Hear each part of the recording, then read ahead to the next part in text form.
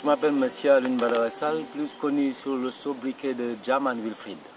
Voilà, Monsieur Wilfried, qu'est-ce qui vous a poussé à embrasser le métier de musicien ou le métier d'artiste plus globalement?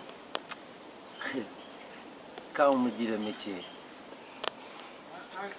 musique, plutôt je me pensais à l'art même. Parce que déjà, tenir ma manche, ça fait un statut artisanal déjà, donc il y a l'art dedans.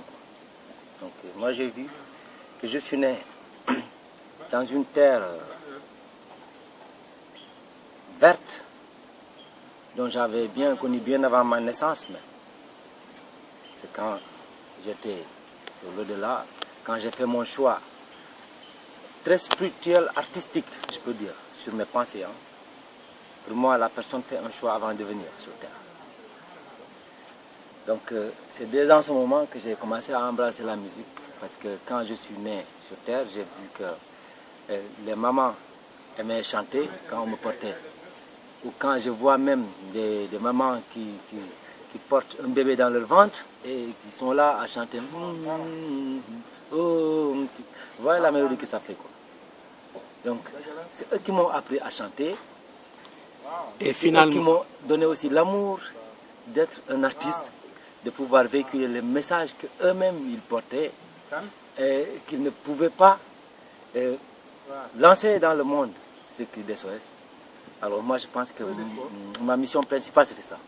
Comment vous vous définissez? Vous savez, ça sera un gros mot si je le dis, mais quand même je vais le dire. Parce que certains gens pensent que la prophétie s'arrête à Mohammed, d'après la religion, n'est-ce pas? Sauf pour les chrétiens, ils savent que la prophétie ne s'arrête pas. Toi-même, tu peux être prophète, et d'ailleurs même tu l'es. Vous voyez. Donc moi je dis, c'est une prophétie que j'ai. J'ai une mission très lourde et très sacrée, parce que si ça ne plaisait pas à Dieu et que si je n'étais pas un envoyé de Dieu, musicalement, je dis, je n'allais pas pouvoir transmettre et de corriger et de sampler et faire l'assemblage des idées de certaines d'autres, ainsi soit-il, pour ceux qui en ont besoin, et de leur envoyer ces médicaments, de vaccins spirituels, musicaux. Voilà, vous l'avez dit, prophète de la musique si vous voulez, mais après tout, vous avez choisi le reggae pour pouvoir véhiculer certains de vos messages. Pourquoi le reggae? Pourtant, le reggae, aujourd'hui mondialement connu, on dit que le reggae, c'est jamaïcain. Mais moi, j'ai montré aux Jamaïcains, parce que, attention, j'avais un Jamaïcain qui était dans mon groupe, quand j'étais au club méditerranéen. Je lui ai fait accepter une vérité. Il a accepté, c'est quand on était au Mali, au Pays d'Ogon, pour le festival du Pays d'Ogon. Donc j'avais dit, en plein micro, il y avait plus de 15 000 personnes, tu voyais, tu as vu, derrière les falaises, j'avais dit que le reggae est né en Afrique. Parce que c'est un mot d'une langue africaine. Parce que si tu veux dire en saragoulé, viens danser, le reggae c'est la danse. Tu vas dire, Alnanga reggae. Venez, on va danser. Reggae danse en saragoulé. Alors donc, chez les Jamaïcains, quand tu dis reggae en patois, ça veut dire danse. Mais les pas de danse, que ça fait, j'ai fait les remarques.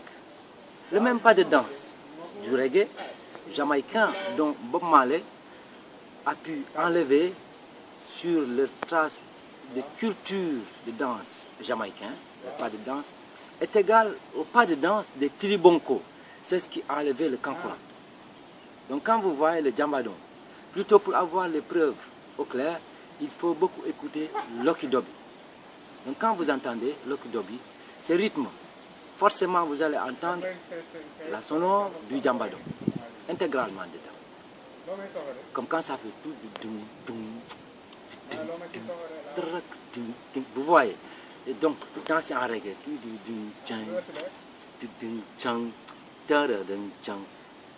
c'est le reggae. Il y en a d'autres, Freedom Fighters, tout ça. Alors moi je dis, le reggae là, ce n'est pas pour les Jamaïcains. C'est le contraire. C'est les Jamaïcains qui cherchent à se ressourcer. Parce que depuis le temps de l'esclavagisme qu'a causé les Occidentaux et jusqu'à ce qu'ils les ont déportés dans les îles de Caraïbes pour les forcer à cultiver le canne à sucre, le café du côté brésilien, etc. etc. Et la préparation aussi pour le marché mondial du cacao en Côte d'Ivoire et au Ghana. Et le Sénégal pour l'arachide, le Burkina pour l'arachide. Donc au temps de cette division, les Africains qui étaient partis, ils étaient partis avec leur culture, coutume et beaucoup de choses. Y même compris même le vaudouisme, parce que c'est ça qui défendait les Africains qui étaient là-bas. Ils se défendaient sans armes, mais le vaudouisme était leurs armes. Et c'était une chose concrète et vraie, donc on peut trouver à l'heure actuelle au Bénin. Donc le reggae, son chosan, c'est l'Afrique. Voilà, avec le reggae, quelles sont les autres formes de musique qui vous animent, qui vous passionnent? J'écoute beaucoup Michael Jackson aussi. Parce que ce que Jackson fait, enfin, ça a tendance à tirer vers les sérères. Pour cela, j'écoute beaucoup Michael Jackson. Et Michael m'a donné des réalités entre le sérère et le djora. Quand les gens me parlent d'Adjambon, moi je refuse. Catégoriquement, je dis ça, c'est une politique du gouverneur de Car, ça. Parce que je dis, le sérère, quand tu entends ces mots quand il parle, tu entends Dohoyokoi, vous voyez. Alors, quand tu vas chez les endophiles, ce sont les plus grands danseurs, les plus grands hommes rythmiques de l'Inde. Alors, tu vas entendre ces mots. Et quand je regardais le film de Gabardine, il y avait meeting, tout ça. Quand vous regardez ces gens jouer, et quand ils parlent leur langue, hindou, et le rythme, le pas de danse, tu vois, il est serré dedans.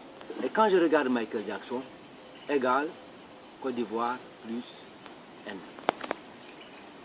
Donc c'est pour cela que j'écoute beaucoup Michael Jackson, c'est toujours l'Afrique encore. Pour cela aussi, j'écoute beaucoup James Brown. Et aussi, une autre personne que j'aime écouter en rhythm and blues, qui est Jimi Hendrix. American Cocaine, American Girl, Hey Joe. Alors voici les tubes que j'adorais sur Jimi Hendrix aussi. Et j'aime la salsa parce que on a longtemps joué avec les vieux là-bas, bien avant sa mort. On a fait beaucoup de choses même avec le Papal, chez Papal même d'ailleurs, on a fait les clubs, tout ça, voilà.